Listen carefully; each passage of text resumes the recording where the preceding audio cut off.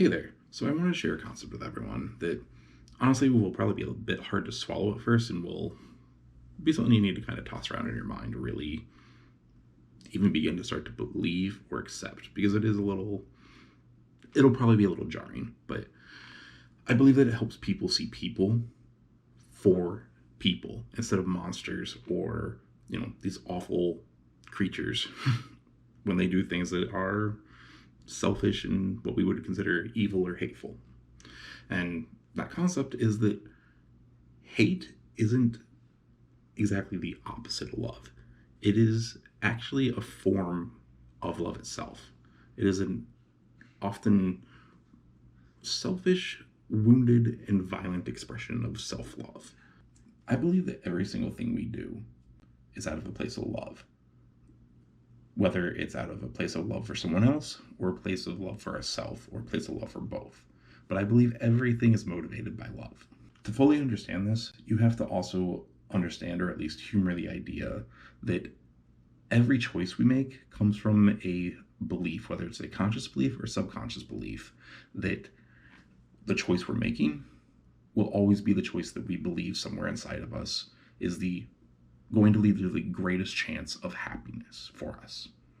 I'm going to put a link to a video that I've made also on that concept in the description down below, and there'll be another link to it at the end of this video as well. But for the sake of time, for this video, I'm not going to explain that in this one. The best way that I can kind of think to explain this idea that everything, any kind of act of hate, is actually an act of self-love is to give a few examples. The first example I'm going to give is the idea of someone stealing something. When someone steals something, it's a crime. It's considered more on like a hateful type action. They're either doing that because of something they want or something they need. And one good example of this is a friend of mine, a friend of theirs, ended up being robbed during the initial part of the pandemic. They were robbed at gunpoint in their own home. And the person that broke in blatantly stated, I don't want to hurt you. I don't want your electronics. I don't want your computer. I don't want your TV. But I want and need all of your food. The only way that he had to feed himself and his family was by stealing at that point.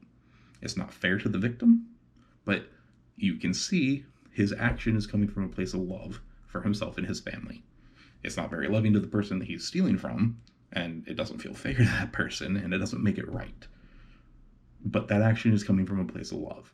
Even someone who doesn't have a family to feed, when they are stealing something, it is for their own happiness. Whether they need it or not, they are doing it out of a place of self-love.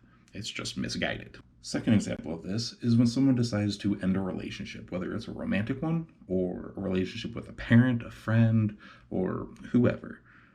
Sometimes when people end these relationships, they decide to be standoffish. Sometimes even, angry, mean, hurtful, and try to turn the other person into an enemy and make it so that they feel like they hate the other person and then that person hates them. It can feel very unfair, but the reason people normally do this is they're trying to protect themselves. They're trying to push this person away to a point where they can't let them back. Maybe they have a hard time saying goodbye. Maybe they have repeatedly given second chances and know that they aren't strong enough to, talk it out with the person and not let themselves fall victim to whatever it is again. Maybe they just can't stand to see the person sad when they explain, hey, I don't want to do this anymore. So maybe they just ghost the person or whatever.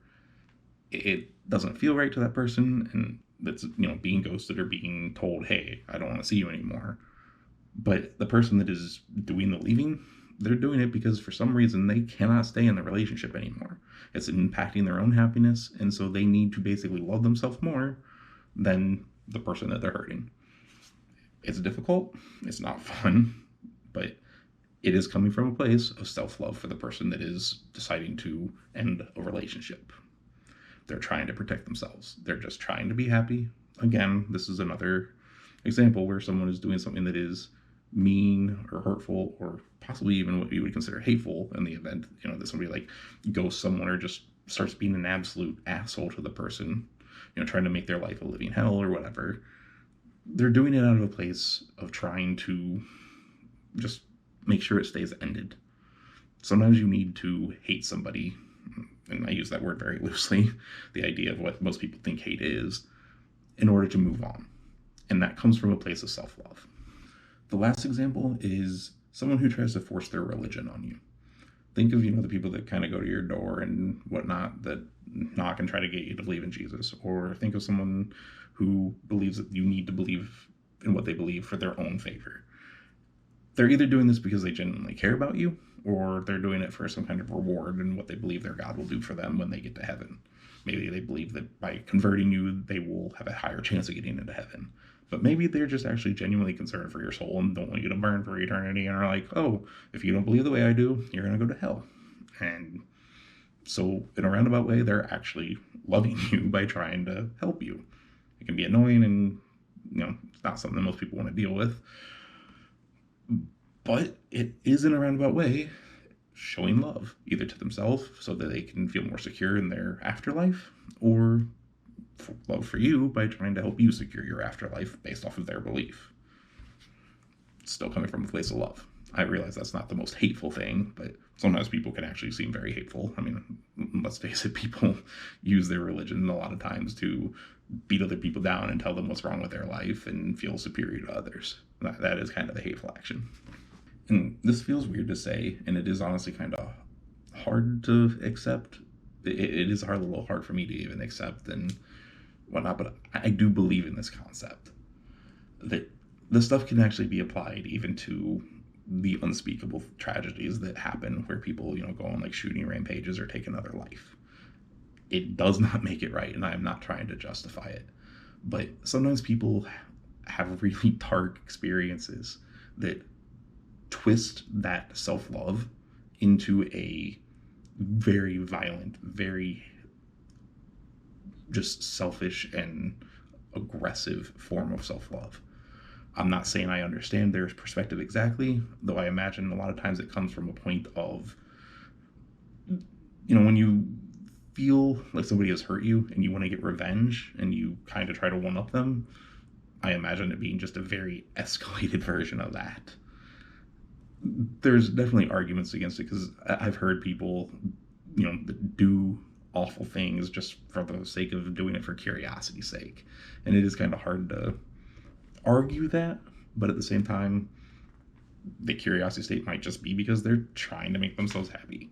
It doesn't make it right, it doesn't make it justified, and it certainly doesn't mean that you have to accept or agree with or be happy with what they've done. But when we get to a point where we are trying to forgive someone, and that's my whole point for this concept, is I believe it leads to a chance to be able to forgive people. There's a whole nother video that I've done of how to forgive anyone for anything, and this concept is like the basis of how to do it. When we are faced with like some kind of tragic event, we normally go to, why did this happen? This gives us a little bit of a perspective as to why. It's not the easiest to swallow, and a lot of times we don't want to believe it, but it does give us at least an angle to try to look at of, well, maybe this person did this out of a place of self-love. I don't really understand where it was coming from, but I don't have their perspective or their experiences, and some way it got twisted around in their head that this was the best thing they could do to make themselves happier or feel loved, either by themselves or by someone else.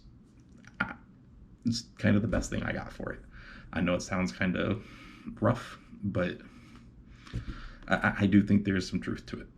But anywho, like I said, I'm trying to do short little videos here to kind of not change people's minds, but open up their mind to a different perspective and get them thinking about things so they aren't on autopilot so much. So if you like this video and you like the content that I'm putting on this channel, please give me a like and subscribe.